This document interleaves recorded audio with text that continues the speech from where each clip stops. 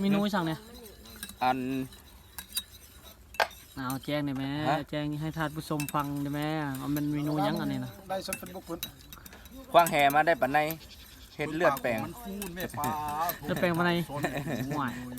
สูตรมาได้ใส่วะ เขามาห้ามเด้ โอ้มาเด้อพี่น้องเลยอยู่ให้อยู่นาคือเก่าเด้อมื้อนี้เด้อ เขาอัดน้ำ อันนี้ก็อยู่แบบวิถีชีวิตคนบ้านเฮาน ำมันยากไรเลยมันนำยึงนะทั้งลุมเป็นนำอู่ฮก ไปควงแห่ เขาไว้ มา แถวห ได้ น้า กิ เขื่อน น นี่ ป่าแล้ว นะ ก็ ตำสวยเบิ้งในป่านี่ขึ้นอยู่หนอง ในป่าใหญ่เฮ็ดเลือด โตได้สำคัญ เฮ็ดเลือดแปลงปานในกิน ปลานั่นยังปลาเข่ปลาเครื่องน่ะโคซันสำคัญนี่เข้าไปไกลว่ะเมื่อปูสลีปุ่นโนน้ำอูเจ็ดน้ำอูฮกนี่ไปทางปูสลีน้ำอูเจ็ดมันคือเขาเมื่อทางบุญเรือยศอูนี่น้ำอูเป็ดเป็นโตเมืองยศอูเท่ๆแล้วน้ำอูเป็ดน่ะ อันน่ะอยู่กลุ่มตึกเบ็ดเขาไปลงเขาอันไปตึกยาปลอมให้นี่คือกูก็บ่ปลุกไปให้นี่ ปลาน้ำนี่แม่น ได้สามเป่า ปลาน้ำน่ะไม่เคยเห็นโตทอซีนิ้วนี่ปลาน้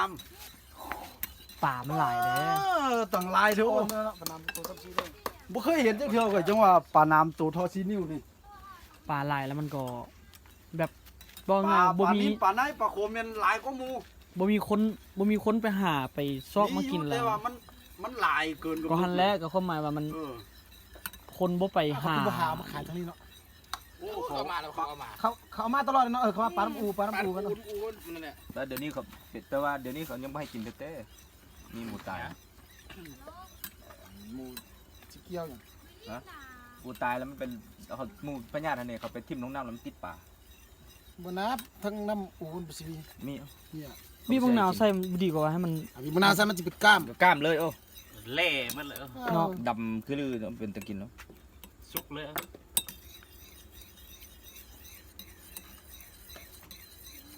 มันก็ได้หน่อยไปคิดคนมันเลือดแปลงเนาะ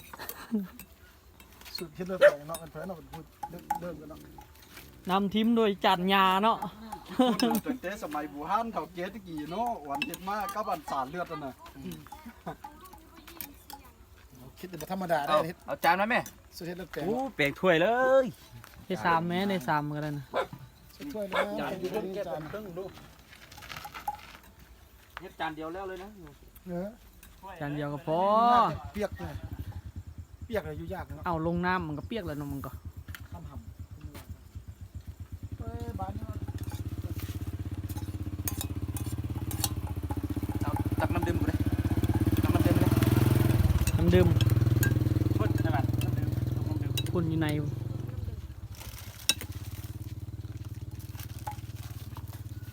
อันนี้เมนูเลือดแปลง เลือด อัน แปล นี้ ง ดิ มา อันนี้เด้อจาน ต้มเป็ด เป็ดบ้านหรือเป็ดป้า เป็ดปลา อันไปควงแหงเมื่อกี้นี้ตีได้ คว้างแห โอ้ ได้เป็ด อันนี้ เป็ดนาเป็ดนา อันนี้เป็นพวกครัวอันน่ะ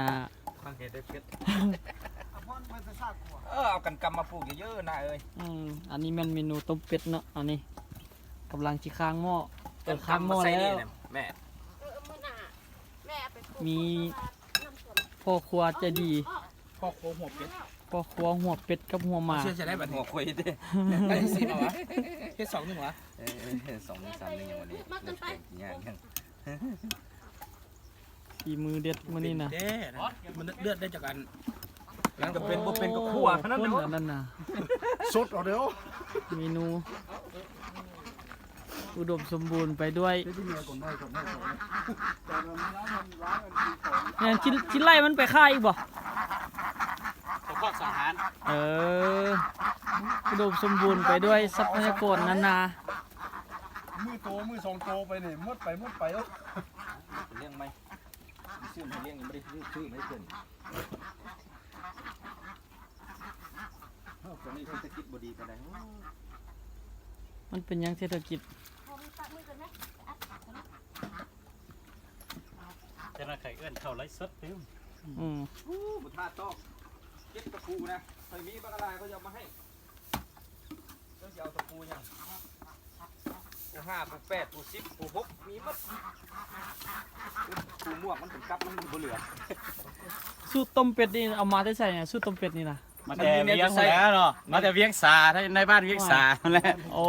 นำทีมด้วยอัน ไทยเวียงเธอเวียง จันยาวเด้ ข้าพเจ้าไทยเวียงใด โอ้เมนูเด็ดเด้อวันนี้เนาะ ท้ายเลยก็ลงเฟซส่งไป เอามุกปลาไปไหม เอ้ยหมกป่ารุ่น ตอง พิ มัน เศษ ไม่สั้นก็หันนะ อืม บ่ได้น้อยได้3สั้นพุ่น